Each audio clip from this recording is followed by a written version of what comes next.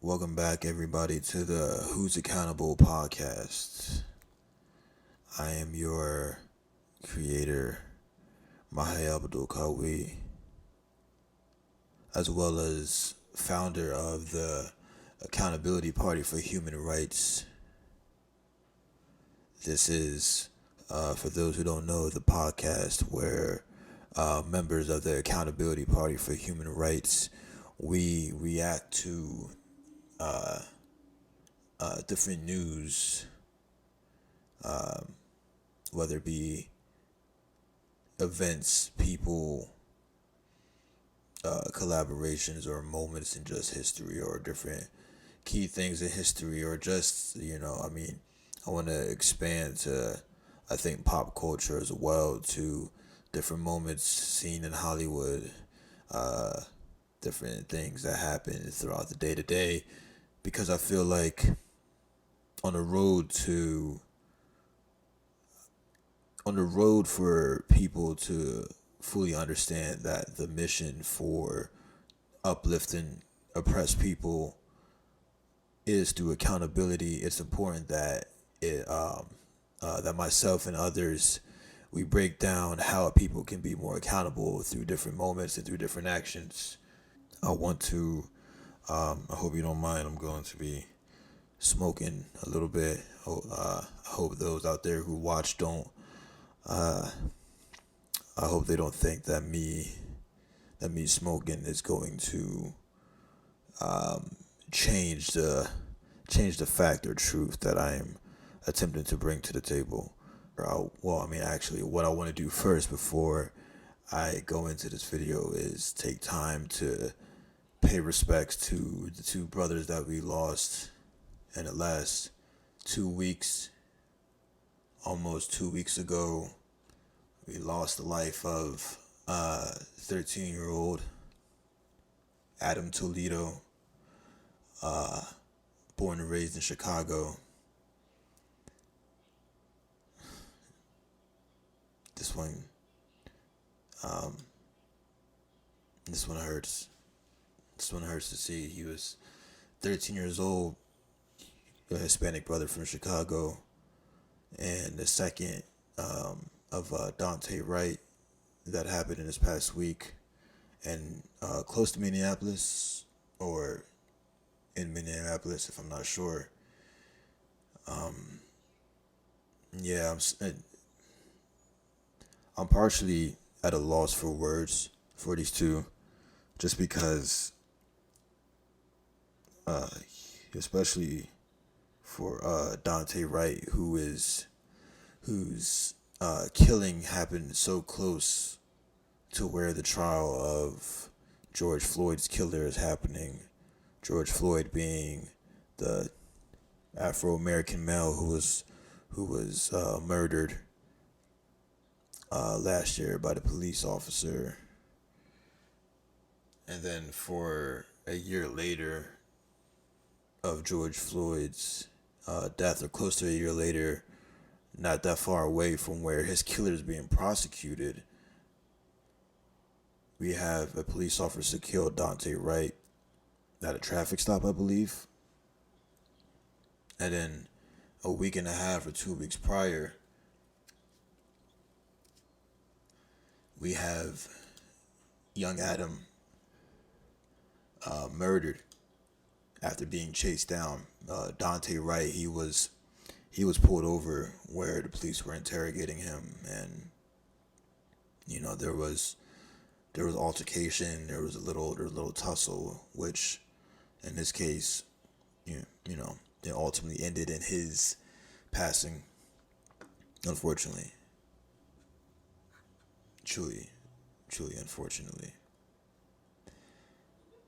And then for Adam Toledo, this one really, they both hurt, because not just as an Afro American male seeing Daunte Wright, not as just a brown human being looking at Adam Toledo, or somebody that was once 13 who has felt fear of police, or who knows how many cousins and friends that I have who have cousins and brothers and sisters who are that age, and to know that Adam Toledo, because he was possibly caught up in, the wrong crowd, had his life taken without, you know, any due process or any type of understanding. And this is that moment where you have to you have to look into the origin for this young man. You have to understand, because I know the media is going to say, "Oh, well, he was holding a gun or he threw a gun," and try to twist it as if that is some form or justification for him to be hurt, for him to have been slain the way he was. He was 13 years old. Regardless regardless of what he was doing at that moment, doesn't a 13-year-old, doesn't he deserve, the chance to see 20? Doesn't he have deserve the chance to, at least, have a couple relationships, you know, shit, graduate from high school before relationships? Doesn't he have the chance to, become a young adult, choose job opportunities, maybe colleges, girls, hang out with his homies that he will never get a chance to do. He will never get a chance to fully experience hanging out with friends because he was slain far too young before he had the opportunity to do so. If he was hanging around the wrong crowd, and if the officer saw him with a gun, then this is where a proper system would have held this young man accountable, not in a way that would have belittled his existence or killed all opportunities of hope for him to, strive for something more. But if we lived in a system gave, where we helped people, regardless of, their age, clearly, in this case, he's 13. And because of the way our system is, young children are exposed to a very adult life. Sometimes adult being holding guns and hanging around people who use guns on others. So clearly, we need a system that works for all ages, where for a 13-year-old, how about instead of shooting him, okay, tackle him. It still would have been rough. It still would have been, something sad to see, but at least he would have been alive. And if the officer saw that this was a young man, you gonna tell me does this officer not have a family member or a friend that has a child or a family member themselves, or some type of relatable relationship that could have pulled him out of that moment of pulling the trigger, and just simply understood, okay, this is a child, and yes, he just had his gun, but that does not mean that he is an adult and he's going to, or not even that, this child is not a corrupt human being. He threw the gun. He was afraid.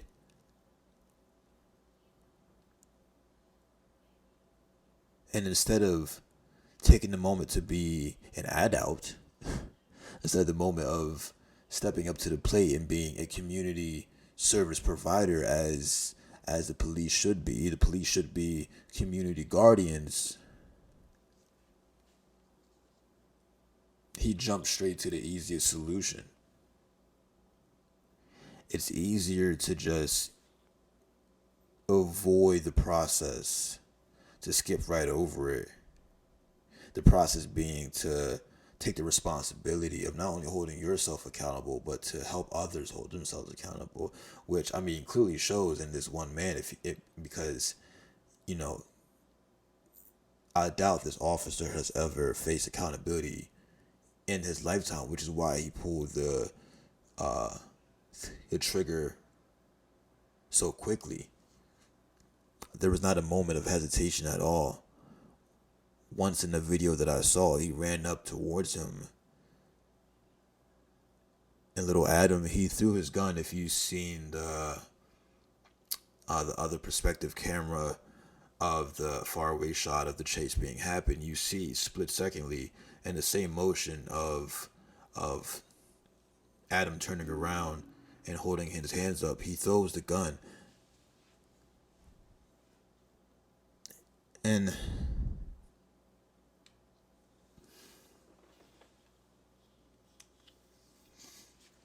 just I don't think there's any more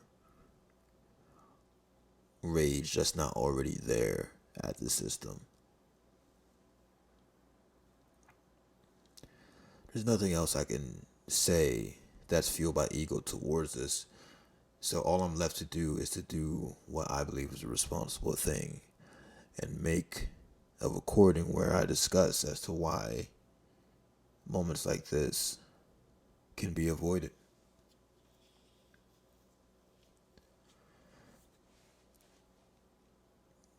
When you see that, then when you see it, it's crazy how in the same quickness that the officers shot Adam, and they get a chance to give Adam, this little teenager, he just became a teenager, the chance to have a different future. This officer assumed that this kid's life was already this. He assumed that because he was there at 2:00 in the morning that he was already going to be this person for the rest of his life. So he took it upon himself to handle it the way he saw this fated outcome for Adam. Because if he was a 13-year-old white boy, we know that he would have put his gun back in his holster, walked over, and done what he can to try to talk to this man, even if this boy held onto the gun. If he was white, he would not have been gone right now. He'd probably be sitting, probably behind bars somewhere, but he would not be slain. And for Daunte Wright,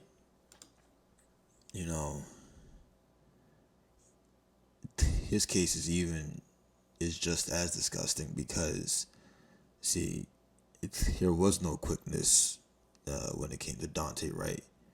The police officer that killed him, she held her gun for several seconds. You see her shaking her hand as she's holding her gun, or in her mind a taser, and then proceeds to pull the trigger. Like,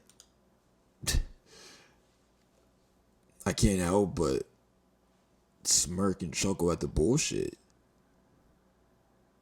And then she says that she feels accountable, so she's going to resign. That's not accountability, lady. That's avoiding outcome. Accountability is facing the family.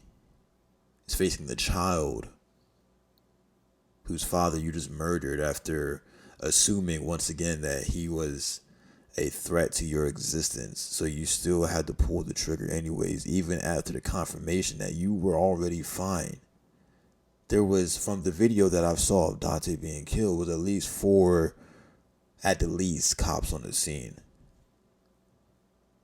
And you weren't even right there having an altercation with him. You were behind the officer that was, and yet you still feel like you should hold your taser, which according to your department head, you should be trained to know which side is your taser and which side is your gun. So you resigning is not holding accountable for the fact that either you didn't pay attention when you were being trained, you truly had fear, and instead of saying it and saying that your fear was based off of assumptions fueled by the society in which you were born, you jumped over all forms of due process for yourself and just resigned. After already avoiding accountability of of making the responsible decision of actually being a goddamn police officer and saying it is my duty to help calm all tense situations as that was, and to still finish it the way you done. How can you think that just resigning is going to fix any things? I hope that in court, when faced with these truths of what you've done,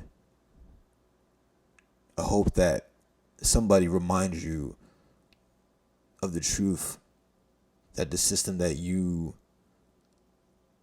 bask your privilege in allowed you to come to that decision. It allowed you to think that resigning is going to be okay. It's going to be a form of you choosing to do better when it's not. It's really not.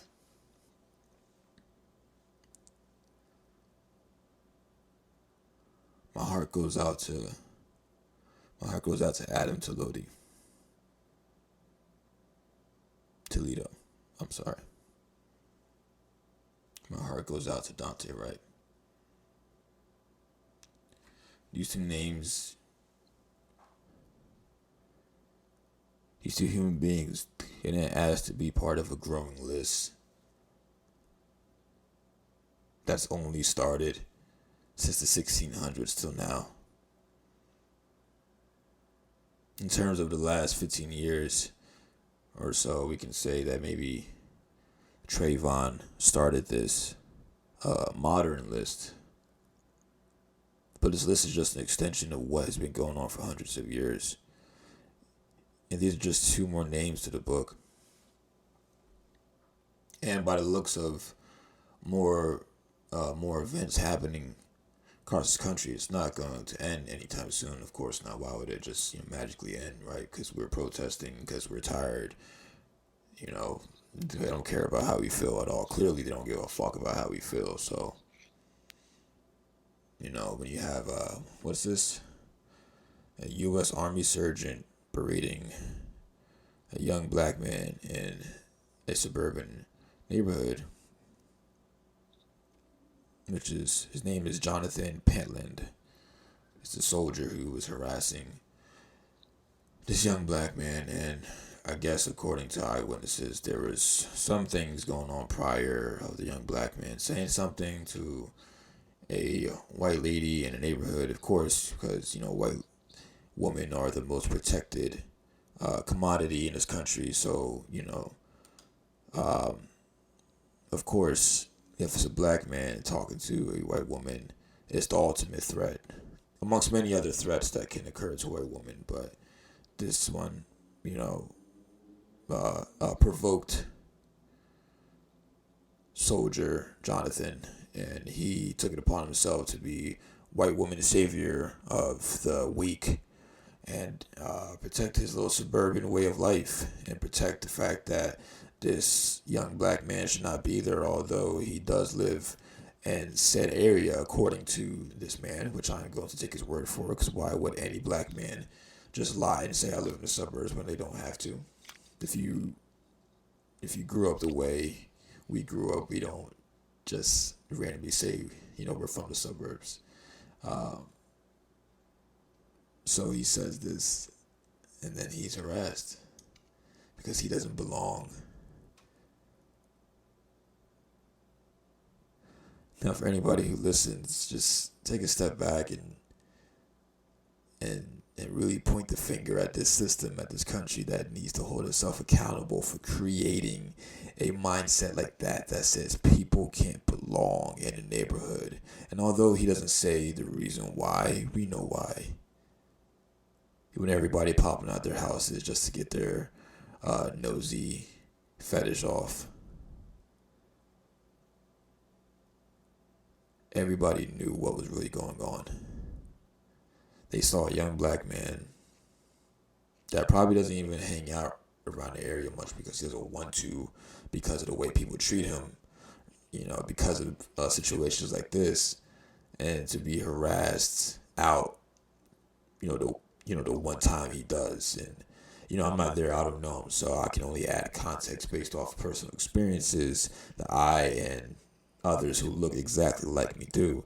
But it's situations like him getting harassed and the deaths and the continued deaths of brown people because young Adam was Hispanic. So that should even have a even deeper meaning to all of those of the brown spectrum who think that they don't have a place, in this fight. A young brother was just killed because the police thought he was a criminal. I'm sorry, but if you're not white, that's a stigma for everybody. And that's a stigma for everybody, then you are also oppressed. You are also part of this cause.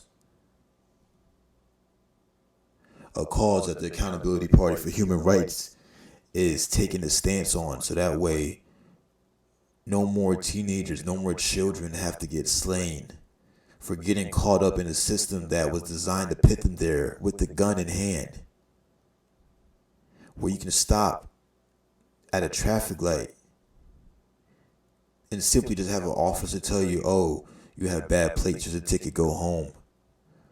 To enjoy that luxury. Or to live in a fucking suburban area and to feel safe to walk around your own neighborhood that you're paying tax money for. These are all privileges that shouldn't just be for one selective group. If you live on this land, no matter what state you live in, you deserve the enjoyment of these human rights. And it's because there's a lack of enjoyment for these human rights in so many oppressed communities across this country that produce so many outcomes, such as these three men and women. Is why those who join the Accountability Party for Human Rights fight. Because we hold ourselves accountable to provide and to uplift these exact oppressed communities. And as long as brothers and sisters, no matter what age, no matter what color, keep dying at the hands of corruption, this organization and many others will keep fighting. Inshallah.